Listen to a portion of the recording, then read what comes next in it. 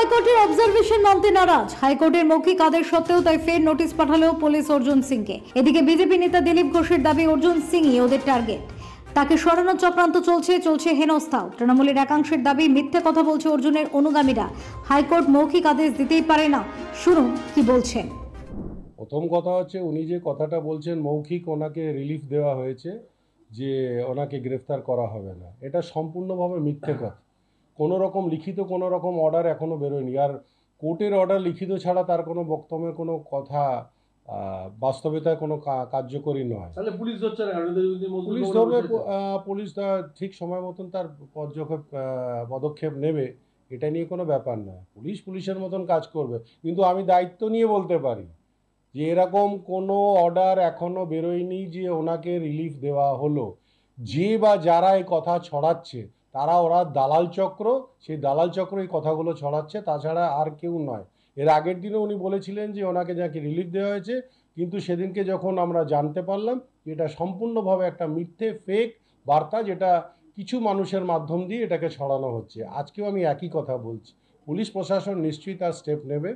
গুলিকাণ্ড মামলায় আইনজীবী কল্যাণ বন্দ্যোপাধ্যায় শুক্রবার হাজির ছিলেন না, তাই কলকাতা হাইকোর্টের বিচারপতি পরবর্তী শুনানির দিন জানিয়েছেন বুধবার। পাশাপাশি অর্জুন সিং এর আইনজীবীরা দাবি করেছেন বিচারপতি জয় সেনগুপ্ত মৌখিকভাবে জানিয়ে দিয়েছেন এই শুনানির আগে অর্জুন সিং এর বিরুদ্ধে কোনো কড়া পদক্ষেপ নেওয়া যাবে না, থাকতে পারবেন রামনবমীর মিছিলেও। আজকে মাননীয় বিচারপতি জয় সেনগুপ্ত ম্যাটারটা ছিল আইটেম নাম্বার 82 অবধি উনি নিতে পেরেছেন, যেহেতু আমাদের হাইকোর্টে আজকে 3:30 রেজলিউশন ছিল। সেই জায়গা থেকে ওনাকে 3:30টার সময় ওনাকে মেনশন করে বলা হয় যে অর্জুন সিংয়ের এগেনস্টে অনেক রকম ওয়ারেন্ট ইস্যু করা হয়েছে এবং যে কোনো মুহূর্তে পুলিশ ওনাকে অ্যারেস্ট করতে পারে ইললিগালি।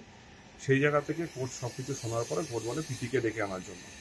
পিপি আসে, ডেকে আসতে বলা হয়, উনি আসেন। উনি এসে অন ইনস্ট্রাকশন উনি বলেন যে বুধবার দিন দুপুর 2টোর সময় কল্যাণ বন্দ্যোপাধ্যায় এই ম্যাটারটা স্টেটের হয়ে অ্যাপিয়ার করবে, সেদিনকেই সব করার জন্য। কিন্তু উনি তার সঙ্গে এটা ইনস্ট্রাকশন বলেন যে বুধবার 2টো অর্জুন সিংয়ের এগেনস্টে কোনো রকম নিয়ে কোনো রকম স্টেপ করবেন না, উনি ফ্রিলি ঘুরতে পারবেন। শনিবার ফের একবার নোটিশ আসে অর্জুন সিং এর কাছে। তার বৈধ বন্দুক লাইসেন্স থাকা সত্ত্বেও তাকে নোটিশ পাঠায় পুলিশ। অর্জুন সিং এর কাছে লাইসেন্স করা আগ্নেয়াস্ত্র সহ জগদ্দল থানায় হাজিরা দিতে বলা হয়। অর্জুন সিং জানিয়েছেন তিনি প্রস্তুত, তবে সেন্ট্রাল ফরেন্সিক ল্যাবে তিনি টেস্ট করাতে রাজি, রাজ্য টেস্ট ল্যাবে তিনি টেস্ট করাতে চান না। একদিকে যখন অর্জুন সিং এর আইনজীবী ব্যাখ্যা করেছেন অর্জুন সিংকে মৌখিক ছাড়পত্র দেওয়া হয়েছে, তখন তৃণমূলের উল্টো সুর। কোনটা ঠিক ধন্দ যেন কাটছেই না। 6খানা নোটিশ এসে গেছে, অথচ আমি মহামান্য আদালতকে বলেছি যে আমি অস্ত্র জমা দিতে রাজি আছি। কেন? কিন্তু এই স্টেট এজেন্সি স্টেট ফরেন্সিক ল্যাবরেটরিতে চেক করবে, এটা আমি এটা মানতে পারছি না। সেন্ট্রাল ফরেন্সিক ল্যাবরেটরি যাঁচ করুক, কোর্ট অর্ডার দিক, আমি দিয়ে দেবো, আমার কোনো অসুবিধা নেই। কিন্তু সিসিটিভি ক্যামেরাতে যারা গুলি চালানো ধরা পড়েছে, পুলিশ সুমোটো মামলা করেছে, সেই আসামিগুলোকে ধরছে না কেন?